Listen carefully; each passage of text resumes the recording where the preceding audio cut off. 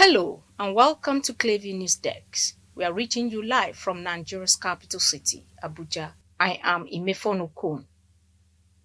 Athletes representing Ogun State at the ongoing 22nd National Sports Festival this Wednesday protested over the non-payment of allowances in a video made available to journalists. Buses conveying athletes to different event venues were stranded as Ogun athletes were seen blocking the entrance of the games village at Babcock University in Elisha, Remo. The protest restricted the movement of athletes whose events were scheduled to start at 8 a.m. from proceeding to competition venues at the MKO Abiola Sport Arena in Kute and the Alake Sport Center in Ikeja. Clavy News Desk learned that some members of the local organizing committee tried appealing to the athletes to take the protest to the appropriate authorities instead of disrupting activities at the university. The athletes, however, insisted that they wouldn't leave until governor or someone capable of resolving the issue meets them there or makes the payment as promised. Meanwhile, the senator representing Abia North Senatorial District, Oju Ozakalu, has defended the economic policies of President Bola Ahmed Tinubu, which has been criticized for being harsh. According to the Senate Chief Whip, Nigerians are bearing the brunt of the unprecedented hardship caused by Tinubu's approach to resolving the nation's intractable economic and security woes because they are lazy and accustomed to receiving easy money. The former Abia governor made the statement on Tuesday while speaking with journalists at the National Assembly complex.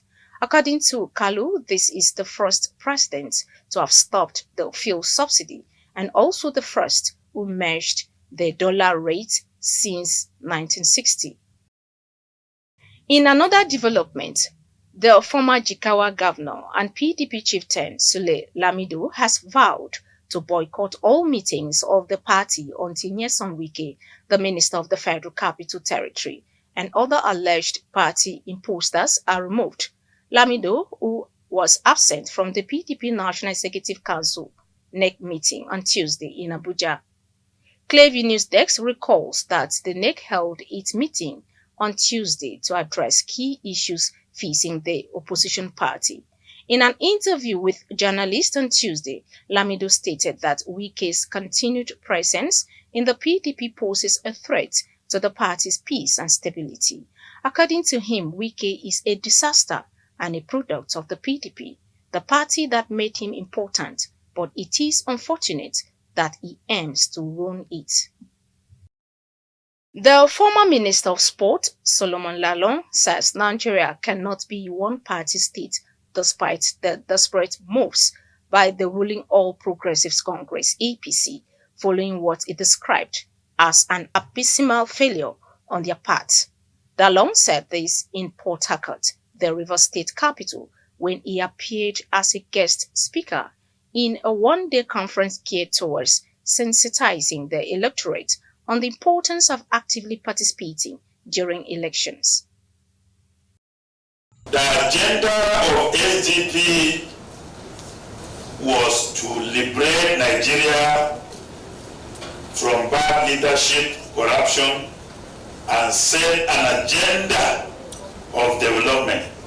And if SDP had taken power in 1993, Nigeria would have been competing with Dubai by now. The federal government of Nigeria had apologized. They have even recognized the day where we voted freely and they declared it Democracy Day, but they have not addressed the injustice. We are building a potential culture where leadership is driven by service, not self-interest. A culture where elected officials are held to the highest standard of integrity and where transparency and responsiveness to the people are non-negotiable. The state is offering Nigeria a fresh alternative, one that prioritizes citizens over politics and progress over propaganda. Some of those in attendance were the representative of former Kaduna State Governor Nasir El-Rufai, chairman of political parties across the southern state, as well as Nigerians who subscribe to the idea of an alternative platform to change the narrative of corruption in governance. They reiterated that the ruling APC have not lived up to expectations while describing those pitching tents with them as politicians with pecuniary motives. If really we are serious about the survival of our nation, then we will stop sitting on the sideline. Nation abhors a vacuum. If you don't play politics, if you don't do anything, rulers will emerge. Even in the jungle, a ruler will come out. But politics refines that rulership for you and gives an opportunity to select leaders. A controversial Nigerian singer, Speed Darlington, has reportedly issued a public apology following backlash over a viral video in which he appeared to confess to a sexual encounter with a minor. The video, which quickly drew widespread condemnation on social media, featured the artist recounting in dystopic detail an alleged incident involving a teenage girl. In a follow-up video shared on his Instagram page on Wednesday, Speed Darlington claimed the confession was fabricated as part of a publicity stunt aimed at promoting his latest song. He described the controversial remarks as cruise and insisted they were never meant to be taken seriously. Despite the explanation, the singer extended an apology to his fans and anyone who found the content offensive, acknowledging the backlash and public concern surrounding the video. And that's the news. You can follow up on latest events and happenings around you via social media platforms on Facebook, Instagram, and YouTube at Clearview News Desk or via handle on X, formerly known as Twitter, at Clearview Online. Many thanks for watching. I am Imifono Kun.